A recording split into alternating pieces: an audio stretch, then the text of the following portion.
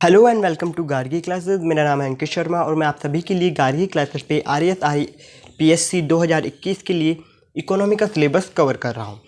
हम अभी public finance के टॉपिक के ऊपर डिस्कस कर रहे हैं, जिसके अंदर पिछले वीडियो में हमने बजट के ऊपर डिस्कस किया था, जिसमें मैंने बात की थी उसके मीनिंग के बारे में, उसके प्रोसीजर के बारे में कि वो किस तरह से जो हमारा इंडियन बजट है वो प्रिपेयर किया जाता है, कौन कौन सी स्टेजेस हैं जिससे बजट पास आउट होता है। इसी के साथ में मैंने बात की थी बजट को बनाने के जो ऑब्जेक्टिव है उनको भी मैंने डिस्क्राइब किया था, और साथ ही में मैंने बजट के टाइप्स के ऊपर भी बात की थी। और तब मैंने आपको बताया था कि आज हम रेवेन्यू और रिसिप्ट और कैपिटल रिसिप्ट, जो कि एक टर्मिनोलॉजी है, उनको समझने की कोशिश करेंगे। तो आज का वीडियो इसी पे होने वाला है, रिसिप्ट के ऊपर, जो जिन्हें हम पब्लिक रेवेन्यू पे कहते हैं। तो इस वीडियो में हम रेवेन्यू क्या है और रिसिप्ट क्या है, इन दोनों के बीच का जो डिफरेंस है वो भी जानेंगे कि किस सेंस में रेवेन्यू को वर्ड है वो यूज़ किया जाता है और किस सेंस में जो रिसिप्ट वर्ड है वो यूज़ किया जाता है।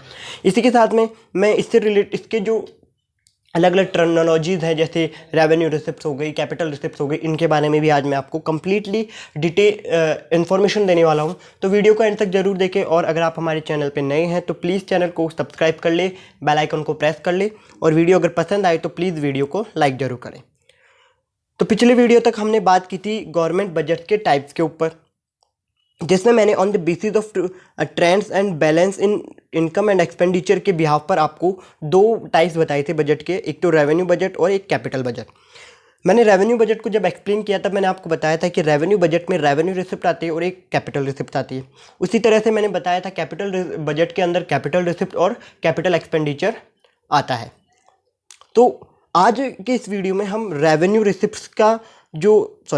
बजट का जो रेवेन्यू रिसिप्ट है वो लेंगे, और कैपिटल बजट की जो कैपिटल रिसिप्ट्स है उसे लेंगे। इसके ऊपर हम आज कंप्लीटली स्टडी करेंगे।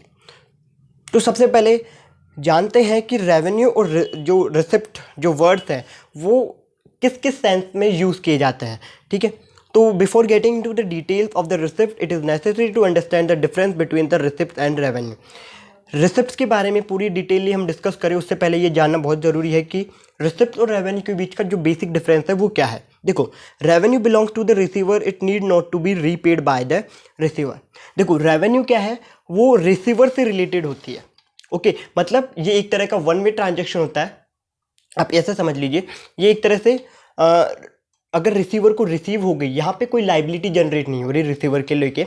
सो सपोज कीजिए कि गवर्नमेंट के एम्प्लॉयज़ हैं, उसको सैलरी मिल रही है, ठीक है। तो क्या वो सैलरी फिर से उसे लौटानी होगी? नहीं, वो चीज़ उसे नहीं लौटानी, ठीक है। तो वो क्या हो गया, वो उससे रिसीवर से रिलेट हो गई, और इससे क्या हो गया, इसको रिसीवर को दोबारा से उसे रीपे नहीं करना पड़ रहा, मतलब कोई भी लाइबिलिटी यहाँ पे जनरेट नहीं हो रही है। ओके, तो जहाँ पे कोई लाइबिलिटी जनरेट नहीं हो रही वहाँ पर और कोई अमाउंट हमें रिसीव्ड हो रहा है तो उसे हम रेवेन्यू कहेंगे, राइट। अब बात करते हैं रिसिप्ट के ऊपर। तो रिसिप्ट क्या है, रिसिप्ट में रेवेन्यू को इंक्लूड किया जाता है, मतलब receipt is a wider concept than the revenue. आप इस फिगर से समझ जाए होंगे कि रिसिप्ट का जो सर्कल है वो बड़ा है देन रेवेन्यू से। ओके, तो रिसिप्ट्स के अंदर रेवेन्यू को हम इंक्लूड करते हैं। रिसिप्ट्स में क्या होता है, रिसिप्ट के अंदर ऐसे रेवेन्यू को भी इंक्लूड किया जाता है जिनके साथ हमारी लाइबिलिटी जनरेट हो रही है, जैसे कि जो कि पे से रिलेटेड है, उसमें हमें रीपे करना होगा, जैसे कि लोन ले लिया, ठीक है। अगर हमने किसी पर्सन ने लोन लिया है तो उसे एक लाइबिलिटी जनरेट हो गई कि उसे वो रीपे करना होगा, तो उससे रेवेन्यू तो हुई है, मतलब उसकी रिसिप्ट आमदनी, मतलब उसके पास पैसा तो आया है, मतलब रिसिप्ट हुई है, लेकिन क्या लाइबिलिटी के साथ वो रिसिप्ट आई है और उसे हमें फिर से पे करना होगा। ओके, आई होप आपको समझ में आ गया होगा कि रिसिप्ट और रेवेन्यू किस सेंस में यूज़ किया जाता है। रिसिप्ट और रेवेन्यू के बीच का बेसिक डिफरेंस यही है कि रिसिप्ट तो है वो वाइडर कॉन्सेप्ट है देन रेवेन्यू से। रेवेन्यू के अंदर जो भी हमें अमाउंट रिसीव्ड हो रहा है उसके साथ कोई लाइबिलिटी जनरेट नहीं है, मतलब रीपे करने की कोई लाइबिलिटी जनरेट नहीं हो रही, जबकि रिसिप्ट में ऐसा नहीं होता। रिसिप्ट एक वाइडर कॉन्सेप्ट है जिसके अंदर ऐसे रिसिप्ट को, मतलब ऐसे रेवेन्यू को भी इंक्लूड किया जाता है जिसे रिसीवर को रीपे करना होगा। ओके, अब हम बात करेंगे टाइप्स ऑफ रिसिप्ट के ऊपर कि रिसिप्ट का कितने टाइप्स की होती हैं। तो हाँ, मैंने बताया था कैपिटल रिसिप्ट और रेवेन्यू रिसिप्ट दो तरह की रिसिप्ट होती है, उनके बारे में हम आज डिस्कस करने वाले हैं। सबसे पहले मैं बात करूँगा रेवेन्यू रिसिप्ट के बारे में कि रेवेन्यू रिसिप्ट होती क्या है। देखो, revenue receipt can be defined as those receipt which neither create any liability not cause any reduction in the assets of the government. They are regular in and recurring in nature and the government receive them in the normal course of activity. देखो, revenue receipt ऐसी receipt होती हैं जो ना तो कोई liability generate करती है और ना ही गवर्नमेंट की असेट्स में रिडक्शन करती है। ओके, मतलब अगर हमें ऐसी रिसिप्ट रिसीव्ड हो रही है तो उससे साथ ना तो हमारी कोई लाइबिलिटी जनरेट होगी और ना ही गवर्नमेंट की असेट्स के अंदर कोई डिक्रीमेंट आएगा। ओके, ये जो रिसिप्ट्स है वो रेगुलर और रिकरिंग नेचर की होती है, मतलब गवर्नमेंट को बार बार ऐसी रिसिप्ट रिसीव्ड होती रहती है। ठीक है, और जो ऐसी रिसिप्ट्स है वो गवर्नमेंट को, अगर गवर्नमेंट कोई नॉर्मल कोर्स की एक्टिविटी, गवर्नमेंट जो नॉर्मल एक्टिविटीज़ परफॉर्म करती है उनसे जो रिसिप्ट रिसीव्ड होती है उसे हम रेवेन्यू रिसिप्ट कहेंगे। ठीक है, अब रेवेन्यू रिसिप्ट को और तरीके से मैं अब और अच्छे तरीके से एक्सप्लेन करूं तो रेवेन्यू रिसिप्ट वो रिसिप्ट होती है जिनको हमें दोबारा से रीपे करने की ज़रूरत नहीं होती है और ना ही और इससे कोई लाइबिलिटी हमारी जनरेट होती है। ये एक तरह का वन वे ट्रांजेक्शन है। वन वे ट्रांजेक्शन मतलब पेई ने गवर्नमेंट को, हमने गवर्नमेंट को पे किया, अब गवर्नमेंट के दोबारा से हमें रीपे नहीं करना है, तो गवर्नमेंट ने हमने पे किया तो ये एक ट्रांजेक्शन हो गया। और अगर गवर्नमेंट हमें रीपे करती है तो वो टू वे ट्रांजेक्शन हो जाता है। लेकिन यहाँ पर क्या होता है, वन वे ट्रांजेक्शन है, सिर्फ और सिर्फ गवर्नमेंट को रिसीव्ड हो रहा है, गवर्नमेंट उसका रीपेमेंट नहीं कर रही है। सो आई होप आपको रेवेन्यू रिसिप्ट होती क्या है उसका एकदम अच्छे से आइडिया हो गया होगा। अब हम बात कर लेते हैं types of revenue receipt. Revenue receipt के कितने टाइप्स होते हैं उनके ऊपर भी हम बात कर लेते हैं।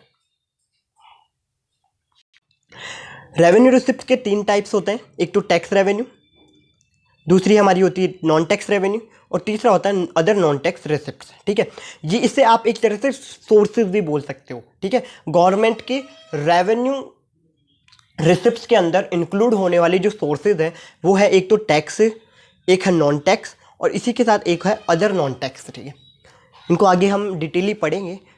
सबसे पहले मैं बात करूंगा टैक्स रेवेन्यू के ऊपर। टैक्स रेवेन्यू है क्या? देखो, the revenue generated by the levy and collection of tax by the central government is called the tax revenue. देखो, रेवेन्यू जनरेट होती है जब गवर्नमेंट की लेवी, मतलब गवर्नमेंट किसी पर चार्ज कर रही है, एक ऑफिशियल जब कोई अमाउंट चार्ज कर रही है, ठीक है, तो वो उसे लेवी कहते हैं। ठीक है, तो उससे अगर कोई रेवेन्यू जनरेट हो रही है या फिर गवर्नमेंट को टैक्स कलेक्ट करने से जो रेवेन्यू जनरेट हो रही है वो हमारी टैक्स रेवेन्यू होती है। अब इसके अंदर अलग अलग सोर्सेज हैं।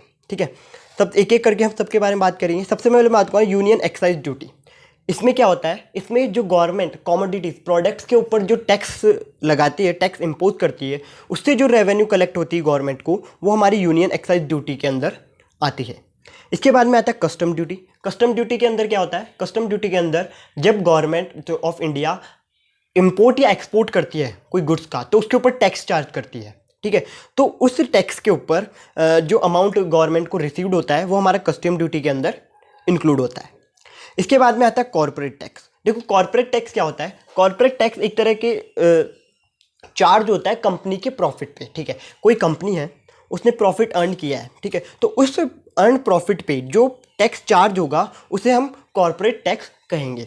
बेसिकली इस तरह का कोई सेपरेट टैक्स कहा नहीं जाता, लेकिन हमें इसे यहाँ पे अलग इसलिए क्यों किया है क्योंकि ये इनकम टैक्स से मतलब कंपैरिजन में बहुत ज़्यादा होता है, मतलब इसकी जो अमाउंट है उसका क्वांटिटी ज़्यादा होती है, तो इसलिए हमने इसे यहाँ पे अलग से पढ़ रहे हैं। वैसे कॉर्पोरेट टैक्स नाम का कोई टैक्स होता नहीं है, इसे ही हम इनकम टैक्स भी कहते हैं। अगला है हमारा इनकम टैक्स। इनकम टैक्स मतलब personal income tax. Okay, personal income tax क्या, देखिए जैसे आप हैं, मैं हूं, अगर आप कोई सैलरी बेसिस पे काम कर रहे हैं, ठीक है, तो उसके ऊपर अगर आपकी 2.5 लाख से ऊपर जो इनकम होती है उसके ऊपर हमारा टैक्स लगता है। तो आपकी 2.5 लाख से ऊपर इनकम है तो उसके ऊपर जो टैक्स लगेगा वो हमारा इनकम टैक्स, जो कि पर्सनल इनकम टैक्स में कैलकुलेट होगा। ठीक है, इसके बाद में सर्विस टैक्स। सर्विस टैक्स क्या, देखो जब हम ऐसा नहीं होता कि मार्केट में केवल और केवल सिर्फ प्रोडक्ट ही सेल नहीं होते, कुछ सर्विसेज भी सेल होती है। जैसे कम्युनिकेशन जो सेक्टर है वो सर्विस प्रोवाइड कराता है, आप ट्रांसपोर्ट सेक्टर है वो भी हमें सर्विस प्रोवाइड कराता है, तो उनसे ऊपर जो टैक्सेस चार्ज किए जाते हैं वो सर्विस टैक्स के अंदर आते हैं और वो भी एक तरह से गवर्नमेंट की टैक्स रेवेन्यू होती है। इसके बाद में आता है टैक्स फ्रॉम यूनियन टेरिटरी। अब यूनियन टेरिटरी से टैक्स रिसीव्ड होता है गवर्नमेंट को, वो क्या है, देखो, एक्सेप्ट दिल्ली और पौंडीचेरी, ठीक है, वहाँ पर क्या होता है कि एडमिनिस्ट्रेशन का कंट्रोल होता है। तो उन यूनियन टेरिटरीज में जो भी टैक्स कलेक्शन होता है वो सीधा किसके पास आता है, सेंट्रल गवर्नमेंट के पास। तो वो होता है हमारा टैक्स फ्रॉम यूनियन टेरिटरी। अब अदर टैक्सेस एंड ड्यूटीज़ भी होती है, जैसे वेल्थ टैक्स हो गया और सेल्स टैक्स हो गया। आजकल तो जीएसटी आ गया, लेकिन पहले सेल्स टैक्स चलता था। और भी कई तरह के टैक्स होते हैं जिनसे गवर्नमेंट को रेवेन्यू जनरेट होती है। तो आई होप आपको टैक्स रेवेन्यू समझ में आ गया होगा। ज़्यादा कुछ दिमाग लगाने की ज़रूरत नहीं है, सिर्फ कॉन्सेप्ट समझना है कि ऐसी रेवेन्यू जो गवर्नमेंट को टैक्स कलेक्ट करने से या फिर कोई ऑफिशियली कुछ गवर्नमेंट जब कोई चार्ज लगाती है तो उससे जो गवर्नमेंट को रेवेन्यू रिसीव्ड होती है वो हमारी टैक्स रेवेन्यू के अंदर आती है। उसके अंदर डिफरेंट जो सोर्सेज हैं उसके बारे में हमने बात कर ली है। अब बात करेंगे नॉन टैक्स रेवेन्यू के ऊपर। अब नॉन टैक्स रेवेन्यू की जो सोर्सेज है वो क्या है, देखो, गवर्नमेंट क्या करती है, किन्हीं कंपनीज़ के अंदर, बहुत सी पब्लिक एंटरप्राइजेस के अंदर अपने शेयर्स होल्ड करके रखती है, उनके बॉन्ड्स खरीदती है। इसी के साथ में गवर्नमेंट क्या करती है, दूसरी जो स्टेट गवर्नमेंट्स है या अदर जो गवर्नमेंट बॉडीज़ है उनको लोन प्रोवाइड करती है। तो उनके ऊपर जो इंटरेस्ट या डिविडेंड रिसीव्ड होता है वो भी एक तरह से गवर्नमेंट की क्या होती है, रेवेन्यू होती है। लेकिन वो क्या है, वो एक कंपलसरी रेवेन्यू नहीं है, मतलब कंपलसरी टैक्स नहीं है। वो एक तरह से, मतलब ऑफिशियली जब हम चार्ज फाइन लगा रहे, ऑफिशियली जब हम चार्ज कर रहे हैं किसी के ऊपर, तो वो उसमें इंक्लूड नहीं होता है। ये एक अलग तरह का रेवेन्यू का सोर्स है जिसके अंदर हम दो चीज़ों को इंक्लूड करते हैं। एक तो होता है इंटरेस्ट रिसिप्ट, दूसरा होता है डिविडेंड्स। अब देखो, इंटरेस्ट रिसिप्ट क्या है, it is the interest income from the loans given by the central government to the state government and other government body. Interest receipt क्या है, एक इंटरेस्ट है, इंटरेस्ट इनकम है जो गवर्नमेंट लोन देती है स्टेट गवर्नमेंट को या अदर गवर्नमेंट बॉडीज़ को। तो उसके ऊपर जो उसे रेवेन्यू इंटरेस्ट रिसीव्ड होता है वो इसमें इंक्लूड किया जाता है, ठीक है। इसके बाद में डिविडेंड्स। अब डिविडेंड्स क्या है, देखो, dividend are the income from the share held by the government in the private enterprises and semi government enterprises. Profits are the dividend income from the fully government owned enterprises. Dividends क्या है, देखो, जब हम कोई share खरीदते हैं, आपने या आपके फादर ने, किसी ने भी अगर शेयर खरीदा होगा तो उसको है ना, उनके ऊपर जो इंटरेस्ट रिसीव्ड होता है उसे हम क्या कहते हैं, डिविडेंड कहते हैं। उसी तरह से गवर्नमेंट क्या करती है, गवर्नमेंट एंटरप्राइजेस और सेमी गवर्नमेंट एंटरप्राइजेस के अंदर से शेयर्स होल्ड करके रखती है, शेयर खरीदती है। तो उसके ऊपर जो गवर्नमेंट को डिविडेंड इंटरेस्ट रिसीव्ड होता है वो हमारा डिविडेंड कहलाता है, ठीक है। और इसी के साथ में जो एंटरप्राइजेज जिसके ऊपर फुल्ली गवर्नमेंट का कंट्रोल्ड है, ठीक है, फुल्ली गवर्नमेंट का कंट्रोल है, उसके ऊपर जो प्रॉफिट रिसीव्ड होता है उसे भी हम डिविडेंड कहते हैं। तो आई होप आपको नॉन टैक्स रेवेन्यू क्या होते हैं वो क्लियर हो गए होंगे। अब बात कर लेते हैं हम अगले कॉन्सेप्ट के बारे में, अगले रिसोर्स के बारे में, जिसे कहते हैं अदर नॉन टैक्स रिसिप्ट। अब ये अदर नॉन टैक्स रिसिप्ट है क्या, देखो, गवर्नमेंट को टैक्स के अलावा भी ऐसे बहुत से सोर्सेज होते हैं जिससे उसे इनकम रिसीव्ड होती है, जैसे कि करेंसी एंड कॉइनेज मिंट।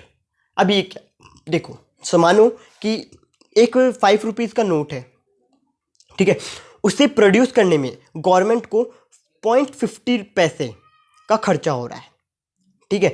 तो वो बाकी का जो 4.50 अमाउंट है वो क्या हो गया, गवर्नमेंट की अर्निंग हो गई, गवर्नमेंट की क्या हो गई, रेवेन्यू हो गई। अब ये किस तरह से काम करता है, देखो, जो प्रॉफिट करेंसी को सर्कुलेट करने में अर्न किया जाता है गवर्नमेंट के थ्रू, वो हमारा इसके अंदर इंक्लूड होता है। तो मैंने आपको एग्जांपल पहले दे दिया कि 5 रुपये का नोट बनाने में अगर 50 पैसे का खर्चा हो रहा है और बाकी का जो 4.5 रुपये है, ओके, वो 4.50 रुपीज़ बचे हैं, वो क्या है, वो गवर्नमेंट का एक तरह से रेवेन्यू है, ठीक है। अगला है अदर सर्विसेज। अब अदर जनरल सर्विसेज में क्या आता है, जैसे कि पुलिस हो गई, ठीक है, या फिर कोई सर्विस कमीशन हो गया, तो उनके पास से जो रेवेन्यू कलेक्ट होती है गवर्नमेंट की वो अदर जनरल सर्विसेज में आती है, ठीक है। आप जानते हो जैसे ट्रैफिक पुलिस जो चालान काटते हैं वो भी गवर्नमेंट की एक तरह से रेवेन्यू ही होती है, ठीक है। इसके बाद में आता है सोशल सर्विसेज।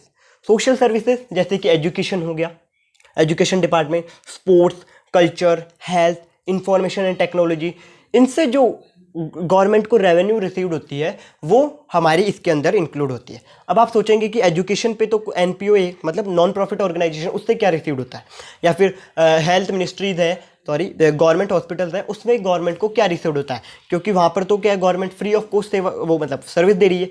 लेकिन आप जाओगे किसी भी गवर्नमेंट हॉस्पिटल में जाओगे तो आपको जब एक स्लिप देंगे डॉक्टर से मिलने की, रिसिप्ट देंगे, तो उसके लिए वो कुछ अमाउंट चार्ज करते हैं, चाहे वो 10 रुपये हो, 15 रुपये हो, 20 रुपये हो, ठीक है। तो वो ही क्या होती है, वो भी हमारी गवर्नमेंट की नॉन टैक्स रिसिप्ट के अंदर आती है, ठीक है। इसके बाद में आती है इकोनॉमिक सर्विसेज। इकोनॉमिक सर्विसेज जैसे कि एग्रीकल्चर हो गया, इरिगेशन फैसिलिटीज़ होगी, फ्लड कंट्रोल जो ऑर्गेनाइजेशन है वो होगी, उनसे जो रिसिप्ट रिसीव्ड होती है गवर्नमेंट को, वो हमारी इकोनॉमिक सर्विसेज के अंदर आती है, और वो भी एक तरह से हमारी टैक्स रेवेन्यू रिसिप्ट ही होती है, क्योंकि ये हमारे डेली बेसिस पे होती है, right. Grants and aid contribution. Grants and aid contribution क्या, जैसे कि कोई हम क्या करते हैं, developed countries, under developed countries होती है, उनको डेवलप कंट्रीज कुछ फंड देती है, ठीक है, उनको डेवलप करने के लिए, उनको मतलब उनकी इकोनॉमी को बूस्ट करने के लिए उन्हें फंड प्रोवाइड किया जाता है। तो वो क्या होता है, वो हमारा ग्रांट्स एंड एड कंट्रीब्यूशन होता है। वो भी हमें रेगुलर बेसिस में मतलब हर साल में मिलता ही रहता है, 1 या 2 बार तो मिल ही जाता है, ठीक है। इसके बाद में आता है non tax receipt for the union territory, ठीक है। यूनियन टेरिटरीज में भी पुलिस होती है, ठीक है, तो वो फीस जो चालान है वो भी काटती है। तो वो जो नॉन टैक्स रिसिप्ट है वो भी क्या होती है, हमारी अदर नॉन टैक्स रिसिप्ट के अंदर आती है, और वो एक तरह से हमारी रेवेन्यू रिसिप्ट होती है। लेकिन ये जो चीज़ है वो केवल पौंडुचेरी और दिल्ली, इन यूनियन टेरिटरीज को छोड़ के जो बाकी यूनियन टेरिटरीज है उनके ऊपर अप्लाई होगी, ओके। चलिए अब बात कर लेते हैं कैपिटल रिसिप्ट के ऊपर। कैपिटल रिसिप्ट होती क्या है, सबसे पहले तो देखते हैं कैपिटल रिसिप्ट होती क्या है। Capital receipt can be defined as those receipt which either create any liability or cause reduction in the assets of the government. They are not on regular or in recurring in nature. देखो, capital receipt ऐसी receipt होती हैं जो जब वो received होती है तो उससे साथ हमारे को लाइबिलिटी भी आती है, और या फिर ऐसा हो सकता है कि जब हमें वो अमाउंट रिसीव्ड हो रहा है, वो जो रिसिप्ट रिसीव्ड हो रही है, तो उससे हमारी गवर्नमेंट की जो असेट्स है उसमें रिडक्शन आ रहा हो, ठीक है। ये ऐसी जो रिसिप्ट होती है वो रेगुलर नेचर की नहीं होती है, क्योंकि गवर्नमेंट हर टाइम पे रेवेन्यू रिसिप्ट मतलब कैपिटल रिसिप्ट गवर्नमेंट को रिसीव नहीं होती है। गवर्नमेंट जो कैपिटल्स के ऊपर जो एक्सपेंडिचर करती है वो बहुत मतलब लिमिटेड वे में होता है, ठीक है। तो वो जो है वो रेगुलर या फिर रिकरिंग नेचर की नहीं होती है। दूसरे शब्दों में कहा जाए तो कैपिटल रिसिप्ट ऐसी रिसिप्ट होती है जो गवर्नमेंट को disposal of any asset, recovery of loan और गिवन टू अदर, और fresh loan raise by the government, इनसे रिसीव्ड होती है। इन 3 चीज़ों से जो गवर्नमेंट को रिसीव्ड होती है रिसिप्ट, उसे हम कैपिटल रिसिप्ट कहते हैं। Disposal of any assets, disposal of any assets मतलब हो गया कि गवर्नमेंट ने क्या किया, अपनी असेट्स है उसके ऊपर ऑनर तो गवर्नमेंट ही है, लेकिन उसके ऊपर काम करने का उसका जो राइट है वो प्राइवेट सेक्टर को प्रोवाइड करा दिया। तो वो क्या हो गया, ये एक तरह से डिसइन्वेस्टमेंट के प्रोसेस से गवर्नमेंट को जो रिसिप्ट रिसीव्ड होती है वो यहाँ पर कैपिटल रिसिप्ट में इंक्लूड की जाएगी। इसी के साथ में अगर गवर्नमेंट ने किसी को लोन दिया है तो उसकी अगर रिकवरी हो रही है तो वो क्या होगी, वो हमारा कैपिटल रिसिप्ट होगा। देखिए याद रखिए, लोन की अगर रिकवरी हो रही है तो वो क्या है, हमारा कैपिटल रिसिप्ट। लेकिन अगर लोन के ऊपर गवर्नमेंट इंटरेस्ट रिसीव्ड कर रही है तो वो उसकी क्या हो जाएगी, रेवेन्यू रिसिप्ट। वो कौन सी, अदर नॉन टैक्स रिसिप्ट के अंदर आएगी, राइट। अब तीसरा क्या है, तीसरा सोर्स है fresh loan raise by the government. Government क्या करती है, दूसरी कंट्रीज से या फिर अपने इंडिया के अंदर आरबीआई से या अदर कोई फाइनेंशियल इंस्टीट्यूशन है उनसे पैसा रिसीव करती है। तो वहाँ पर जो रिसिप्ट आती है वो भी हमारी क्या होगी, कैपिटल रिसिप्ट होगी। अब क्यों, क्योंकि मैंने आपको स्टार्टिंग में बता दिया था कि कैपिटल रिसिप्ट क्या है। कैपिटल रिसिप्ट ऐसे रिसिप्ट हैं जो जनरेट होती है तो उनके साथ लाइबिलिटीज़ भी जनरेट होती है। तो जब हम किसी से लोन लेंगे तो हमारी को रीपेमेंट करने की लाइबिलिटी हमारी जनरेट होगी, तो वो हमारी क्या हो जाएगी, कैपिटल रिसिप्ट। अब बात कर लेते हैं कैपिटल रिसिप्ट के टाइप्स के ऊपर। देखो कैपिटल रिसिप्ट के 2 टाइप्स होते हैं, एक तो डेब्ट कैपिटल रिसिप्ट, और एक दूसरा होता है नॉन डेब्ट कैपिटल रिसिप्ट। डेब्ट कैपिटल रिसिप्ट क्या है, देखो receipt which are received by raising fresh loans by the government means borrowing, in short borrowings and other liabilities are included in this. देखो ऐसे रिसिप्ट जो राइज होती है गवर्नमेंट की जब गवर्नमेंट फ्रेश लोन रेज करती है, फ्रेश लोन किसी से फ्रेश लोन लेती है। तो वो जो फ्रेश लोन की जो रिसिप्ट है वो हमारी डेट कैपिटल रिसिप्ट के अंदर आएगी।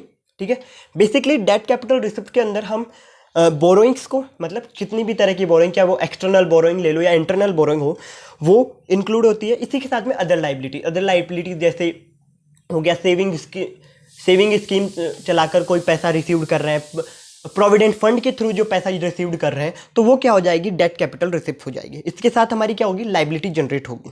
ठीक है, सो बोरोइंग्स क्या होती है, सबसे पहले बात करेंगे बोरोइंग्स। मैंने बताया ना आपको, बोरोइंग्स और अदर लाइबिलिटीज इंक्लूड होती है। तो सबसे पहले मैं बात करूंगा बोरोइंग्स क्या है। देखो, बोरोइंग्स और public debts are the money raise on the security of consolidated fund of India and repayable of it. देखो, बोरोइंग्स क्या है, ऐसा बोरोइंग्स के अंदर मनी जो रिसीव किया जाता है वो कंसोलिडेटेड फंड की सिक्योरिटी के बेसिस पे किया जाता है। ठीक है, तो इसकी सिक्योरिटी के बेसिस पे मतलब जैसे कंसोलिडेटेड फंड के अंदर हमारे ट्रेजरी बिल्स हो गए, उनको इशू कर दिया।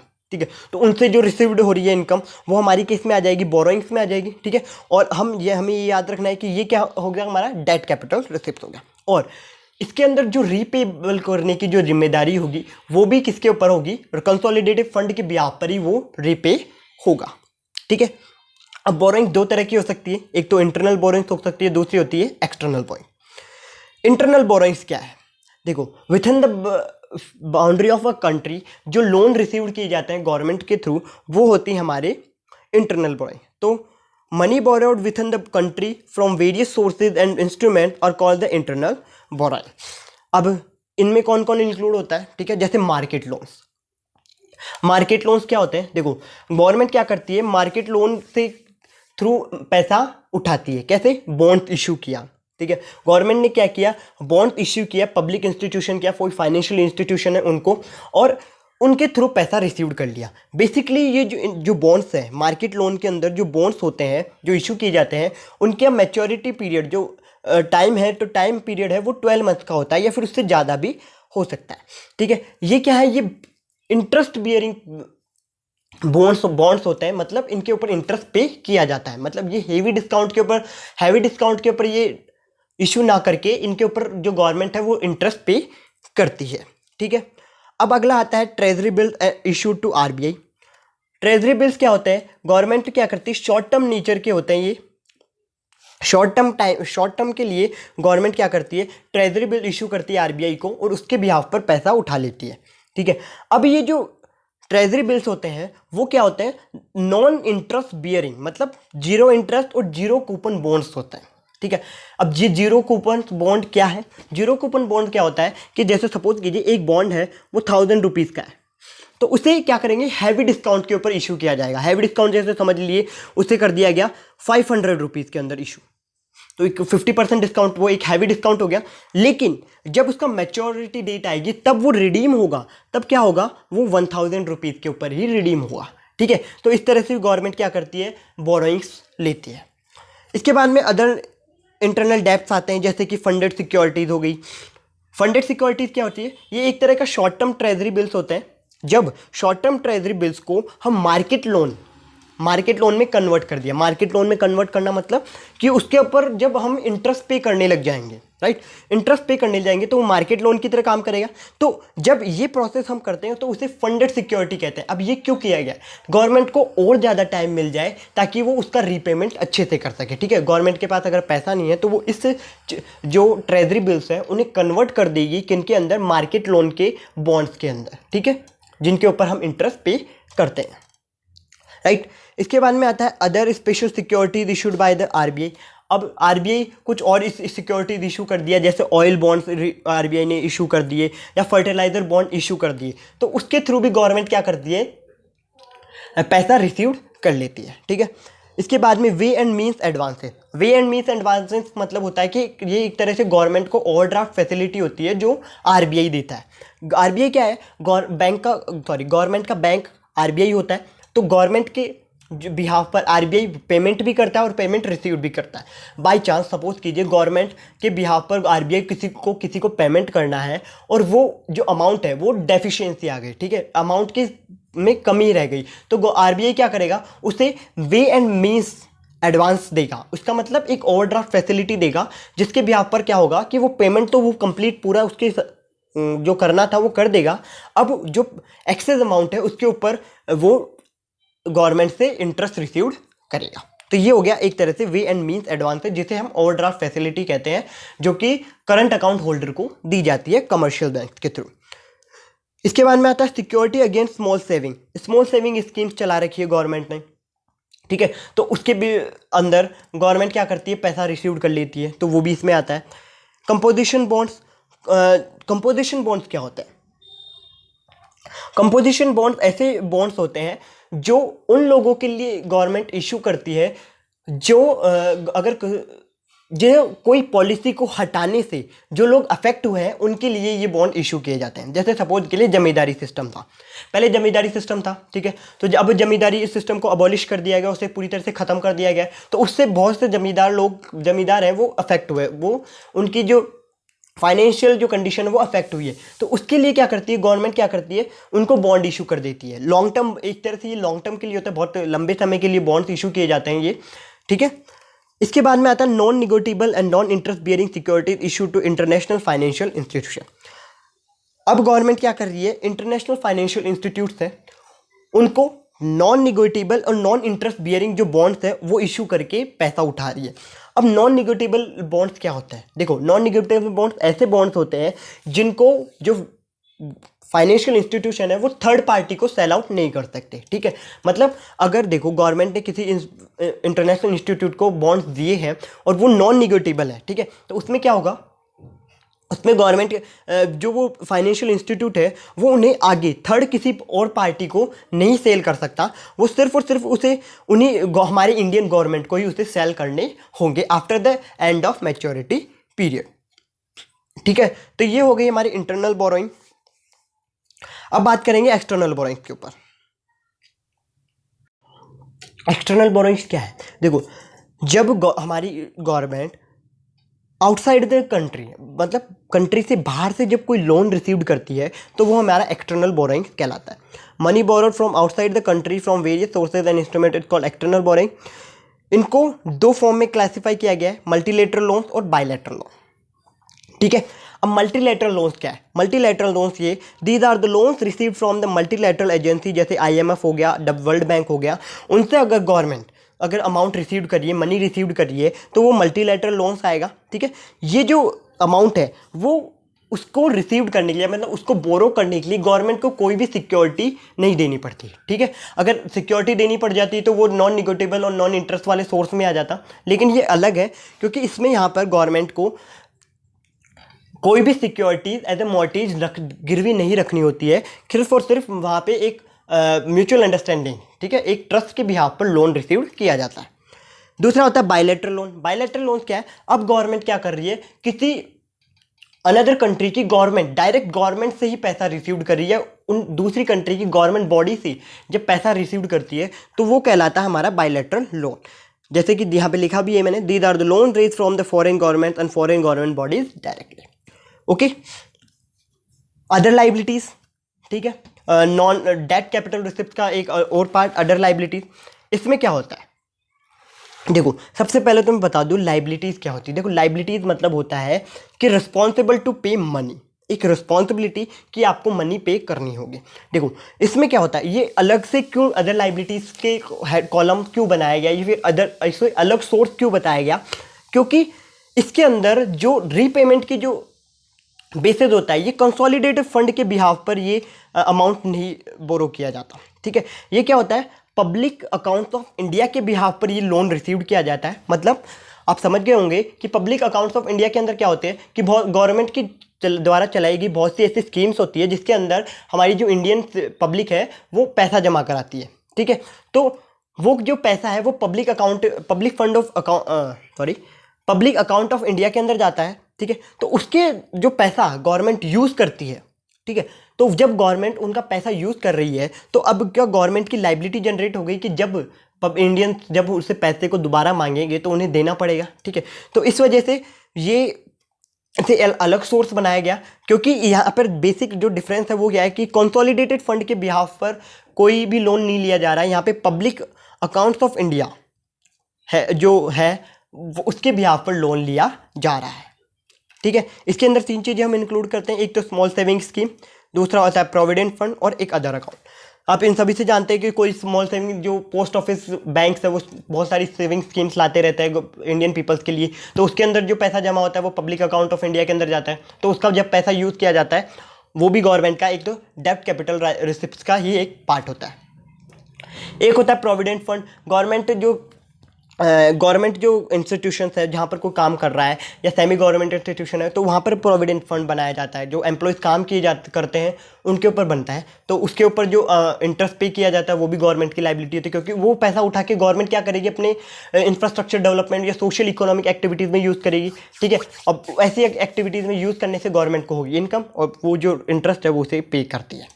इसके बाद में अदर अकाउंट आता है, जैसे अदर अकाउंट में भी हम होते हैं एम्प्लॉय प्रोविडेंट फंड होते हैं, जो कि नॉन प्राइवेट ऑर्गेनाइजेशन, जो नॉन प्राइवेट सेक्टर है उसके अंदर दिया जाता है। तो इस तरह से नॉन डेट कैपिटल रिसिप्ट्स होती है।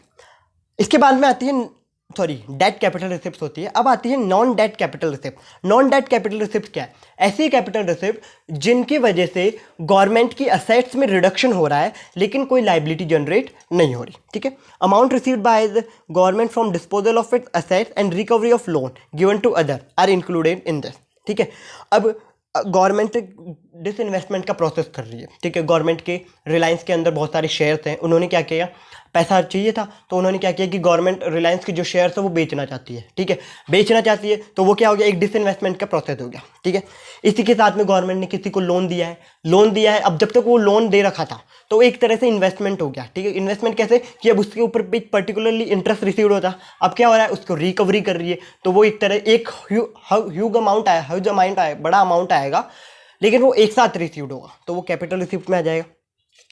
जैसे अभी करंट की बात करें तो गवर्नमेंट ने नेशनल मोनेटाइजेशन पाइपलाइन जो नॉन डेट कैपिटल रिसिप्ट के अंदर इंट्रोड्यूस की है। इसी के साथ में एक और किया है नेशनल इंफ्रास्ट्रक्चर पाइपलाइन।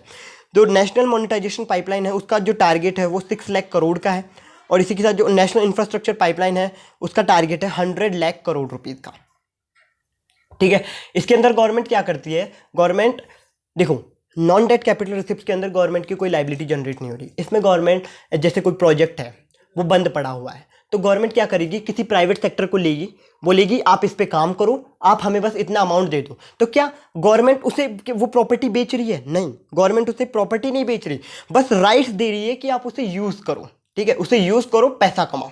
ठीक है, तो ये एक तरह का लीज फॉर्म हो गया, मतलब किराए पे देने की जो सोर्स है, किराए पे देने का एक प्रोसेस है जिसे गवर्नमेंट के फॉर्म में नॉन डेट कैपिटल रिसिप्ट का कहा जाता है।